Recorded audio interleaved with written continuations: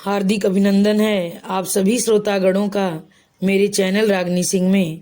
आइए सुनते हैं मालती जोशी जी की लिखी कहानी कर्ज। कहानी शुरू करने से पहले आप सभी श्रोतागणों से मेरा विनम्र अनुरोध है कि मेरे द्वारा सुनाई जाने वाली यह कहानी आप लोगों को अगर पसंद आए तो कृपया मेरे चैनल को सब्सक्राइब, वीडियो को लाइक और अपने दोस्तों को शेयर करना मत भूलिएगा। तो चलिए शुरू करते हैं आज की कहानी कर्ज। माँ, अब ये सब छोड़ो, चलकर कपड़े बदल लो, मेहमान बस आने ही वाले हैं, बाकी का काम रामचरण जी देख लेंगे। कहते हुए मैं माँ को खींचकर कमरे में ले गई।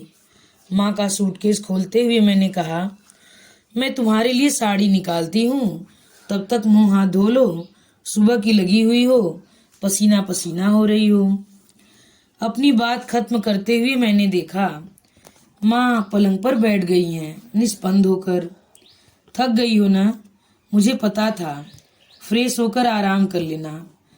विनीता, माँ ने धीरे से कहा, कपड़े बदलना क्या जरूरी है? तो क्या इन कपड़ों में बाहर जाओगी? जानती हो आज खाने पर कौन आ रहा है? कौन? पापा जी के खास दोस्त हैं, पिछली सरकार में मंत्री थे, पर आज भी उनका रुतबा कम नहीं है। पर दोनों मियाँ बीबी बड़े डाउन टू अर्थ हैं। आंटी तो मुझे इतना प्यार करती हैं। तुम्हें लगता है कि मुझे बाहर आना पड़ेगा? मतलब खाना तो साथ में ही खाएंगे ना। ऐसा मत सोचना कि मैं लगाई बुझाई कर रही हूँ, पर तुम लोग 2-3 दिन नहीं थे तो मेरा खाना कमरे में ही आ जाता था, चाय और नाश्ता भी। क्या बात करती हो? सच कह रही हूँ। रामचरण कहता था, साहब लोगों का कोई टाइम टेबल नहीं है, अम्मा जी आप तो समय से खा लिया करो। बस इतनी अक्ल तो मुझ में भी है कि यह बात वो अपने मन से तो नहीं कहता होगा। मन से कहता होता कभी तो कोई पूछता कि बहन जी आपका खाना हो गया है। सुनकर मैं तो सन्न रह गई। माँ को कमरे में छोड़कर बाहर चली आई। देखा मम्मी जी मुस्तैदी से टेबल लगवा रही थी। बड़ी सी मेज पर केवल 6 प्लेटें थीं। अंकल आंटी, मम्मी पापा और हम दोनों के लिए। दुख भी हुआ और गुस्सा भी आया। माँ का अनुमान सही था। मैं अपना गुस्सा पी गई और मैंने मन ही मन एक योजना बना ली।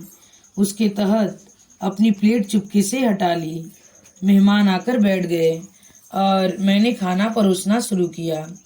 सब कुछ परोसा जा चुका तो मम्मी जी मिश्री घुले स्वर में बोली, विनीता बेटे आओ तुम भी आ जाओ। अरे तुम्हारी प्लेट कहाँ है? मम्मी जी मैं बाद में खा लूंगी, रामचरण जी अकेले सब संभाल नहीं पाएंगे, मैं बाद में माँ के साथ खा लूंगी, वे अकेले खाएंगी तो अच्छा नहीं लगेगा। तुम्हारी माँ आई हुई हैं? आंटी ने पूछा। हाँ आंटी, मैं अपना थीसिस सबमिट करने के लिए भोपाल आई थी। हम दोनों ही संध्या काल आ गए थे, तो मैंने कुछ दिनों के लिए माँ को बुला लिया था। संभालने वाले तो हैं, पर घर का कोई हो तो अच्छा रहता है। मम्मी जी को तो घर बाहर दोनों ही देखना पड़ता है ना। तो अपनी माँ को बुलाओ ना, साथ में खाएंगे।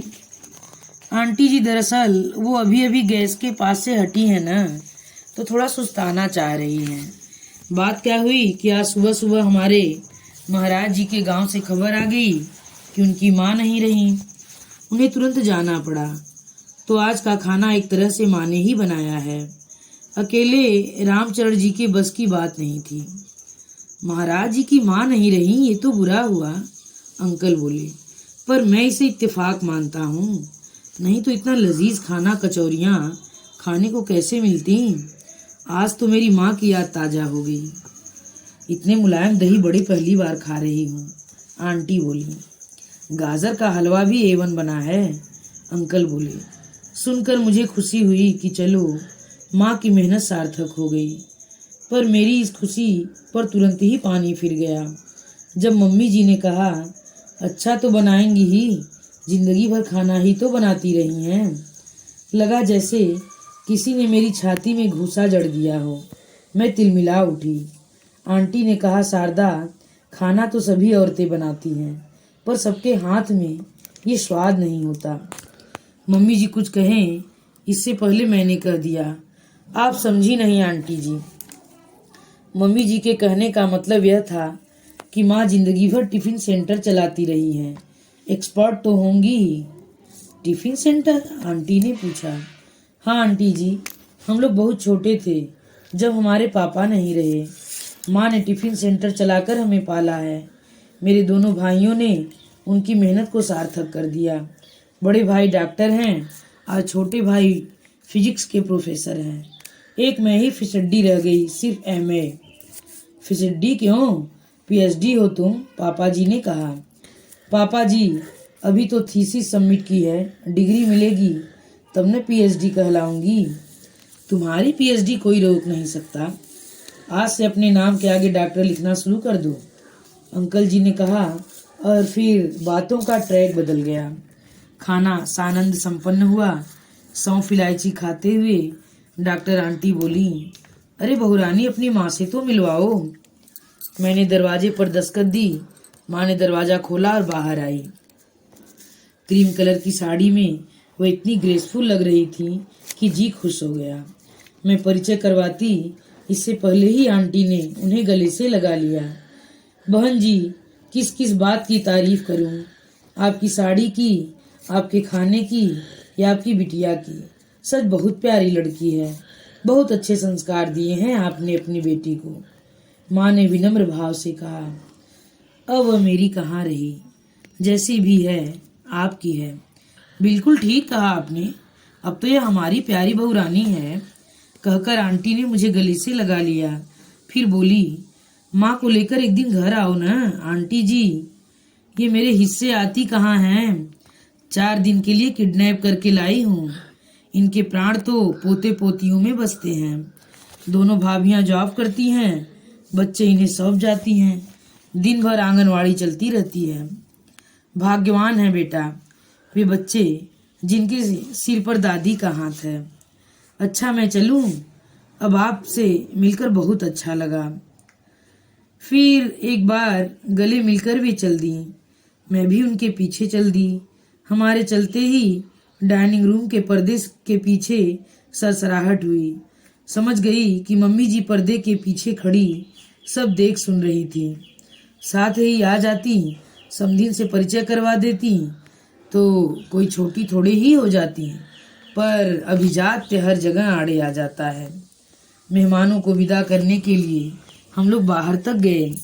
श्रीमान जी हाल के दरवाजे पर ही रुक गए तो मैंने वहीं अंकल आंटी के पैर छू लिए।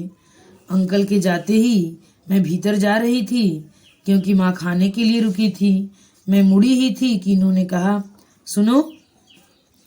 मैंने देखा उनकी आंखें अंगारे सी जल रही थी। ये टिफिन सेंटर की बात जरूरी थी? बात तो मम्मी जी ने ही उठाई थी। मम्मी जी के कहने का आशय सिर्फ इतना था कि तुम लोगों के यहाँ खाना बनाने के लिए कोई नहीं था। मैंने सोचा ऐसा आधा अधूरा सच बताने से क्या फायदा। अंकल आंटी तो अपने ही हैं, उन्हें पूरा सच बताना चाहिए। आपको शर्म आ रही है? नहीं, गर्व से मेरा सीना फूल रहा है। उनके स्वर में व्यंग था। मैं कुछ तीखी बात कहने जा रही थी कि हॉल के पर्दे के पीछे मुझे 2 पैर नजर आए। मम्मी जी शायद मेहमानों को विदा कर लौट आई हैं। पापा जी रोज की तरह खाने के बाद बगीचे में चहलकदमी कर रहे होंगे। मम्मी जी दरवाजे पर रुक गई थी, जिसका मतलब साफ जाहिर था कि वे हमारी बातें सुनना चाहती थी। उन्हें सुनाने की गरज से मैंने उनके बेटे से कहा, एक बात कहूँ, हम आपके दरवाजे नहीं आए थे। इतने बड़े घर की ओर झांकने की भी हमारी औकात नहीं थी। प्रस्ताव आपकी ओर से आया था। पापा जी हमारे कॉलेज में गेस्ट बनकर आए थे। उन्हें मेरा गाना अच्छा लगा, मेरा भाषण पसंद आया। उन्होंने प्रिंसिपल मैडम से पूरी जानकारी ली और हमारे यहाँ प्रस्ताव भेज दिया। हमारे यहाँ से तो मना करने का सवाल ही नहीं था, पर आप मना कर सकते थे। मम्मी जी की हामी की बात मैं समझ सकती हूँ। कई बार औरतों को लगता है कि छोटे घर की बहू अच्छी होती है, दबकर रहती है, पर आप मना कर सकते थे। हालिका, उन दिनों घर की हालत बदल गई थी। दोनों भाई नौकरी में आ गए थे। माँ ने अपना काम बंद कर दिया था, पर इस सत्य को झुठलाया नहीं जा सकता ना कि माँ कभी टिफिन सेंटर चलाती थी। हमने सत्य छिपाने की कोशिश भी नहीं की। माँ का कहना था कि शादी के मामले में सारे पत्ते खुले होने चाहिए, इसलिए आप चाहते तो मना कर सकते थे। जिंदगी भर शर्मसार होने से तो अच्छा था माँ बाप का विरोध करना। तुम्हें कभी शर्मिंदगी महसूस नहीं हुई? नहीं, I am proud of my mother. उन्होंने जिस मेहनत और दिलेरी से हमें बड़ा किया है उस पर मुझे गर्व है। किसी भी संतान को गर्व होगा। पर हाँ, आज मैं जरूर शर्मसार हुई हूँ। कैसे? आज इस घर में उनके साथ जो व्यवहार हुआ है वह बेहद अपमानजनक था। मैं तो माँ के सामने जिंदगी भर सिर नहीं उठा पाऊंगी। मैंने तय कर लिया है कि इस घर में उनकी यह आखिरी यात्रा होगी। तभी दरवाजे का पर्दा हिला। मम्मी जी भीतर दाखिल हुईं। ये तो एकदम चौंक ही गए। मम्मी जी ने हमारी ओर देखा, शायद कुछ कहने को थी कि मेरे बगावती तेवर देखकर उन्होंने अपना विचार बदल दिया और चुपचाप अपने कमरे की ओर चली गईं। मैं खुश थी। मेरी बात सही जगह पड़ गई थी। मुझे लग रहा था मैंने माँ के पसीने का कर्ज अदा कर दिया है। सभी श्रोतागणों को मेरा बहुत बहुत धन्यवाद कहानी सुनने के लिए। अगर यह कहानी आप लोगों को पसंद आई हो तो कृपया कमेंट करके ज़रूर बताइए। धन्यवाद।